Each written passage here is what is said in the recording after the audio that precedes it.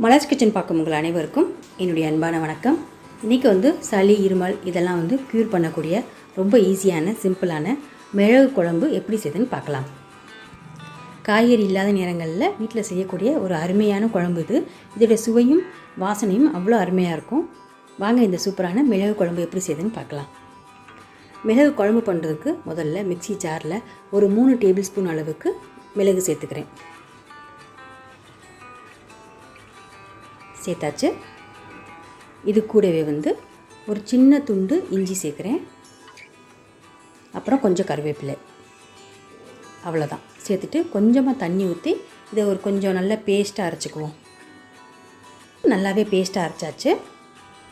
அடுத்ததாக ஒரு medium size lemon அளவுக்கு புளியை தண்ணியில் ஊற வைக்க போகிறேன்.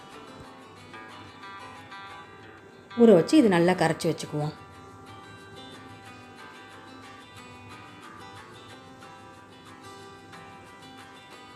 நல்லா கரைச்சி வச்சாச்சு. இப்போ குழம்பு பண்ண ஆரம்பிச்சிடலாம். கடாயில் ஒரு 5 டேபிள் ஸ்பூன் அளவுக்கு நல்லெண்ணெய் சேர்க்குறேன். எண்ணெய் கொஞ்சம் ஹீட் ஆனோடனே இதில் 1 டீஸ்பூன் கடுகு சேர்க்குறேன். கடுகு கொஞ்சம் பொரியட்டும். பொரிஞ்ச பின்னாடி 2 வரமிளகாய் சேர்க்குறேன். அப்புறம் அரைச்சி வச்சுருக்க பேஸ்ட் அதில் சேர்த்து கொஞ்சம் பச்சை வாசனை போகிற வரைக்கும், அதாவது ஒரு 2 நிமிஷம் இதை வதக்கினா போதும். அப்புறமா மிளகு அரைச்ச மிக்ஸி ஜார்லேயே கொஞ்சமாக தண்ணி கலந்து இதில் சேர்த்துட்டு ஒரு 2 நிமிஷம் இதை கொதிக்க விட்டுருவோம். எல்லாத்தையும் இப்போ நல்லா கலந்து விட்டுக்குவோம். ஒரு 2 நிமிஷம் கழித்து நம்ம ஃபில்ட்ரு பண்ணி வச்சுருக்க புளி தண்ணி இதில் சேர்க்குறோம்.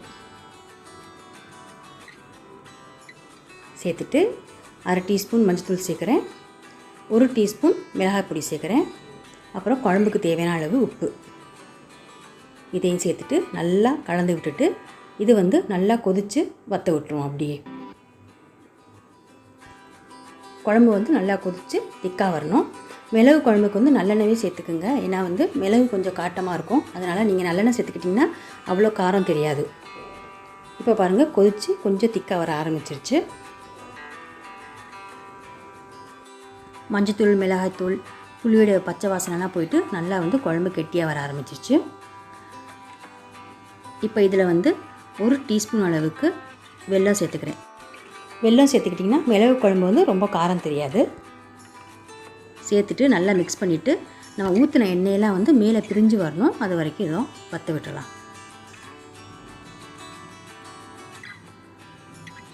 நல்லா எண்ணெயெல்லாம் மேலே பிரிஞ்சு வர ஆரம்பிச்சிருச்சு. இந்த ஸ்டேஜ் தான் கரெக்டானது. இப்போ நம்ம ஸ்டவ் ஆஃப் பண்ணிடலாம். சூப்பரான மிளகு குழம்பு ரெடி ஆயிடுச்சு.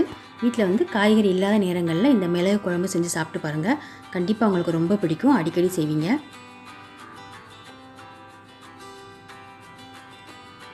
இவ்வளோதாங்க, சூப்பரான மிளகு குழம்பு ரெடி ஆயிடுச்சு. நீங்கள் வீட்டில் செஞ்சு பாருங்கள். எப்படி இருந்துச்சுன்னு மறந்துடாமல் கமெண்ட்ஸில் சொல்லுங்கள். வீடியோ பிடிச்சுன்னா லைக் பண்ணுங்கள், ஷேர் பண்ணுங்கள். மலர்ஸ் கிச்சனுக்கு சப்ஸ்கிரைப் பண்ணுங்கள். மீண்டும் பார்க்கலாம். நன்றி, வணக்கம்.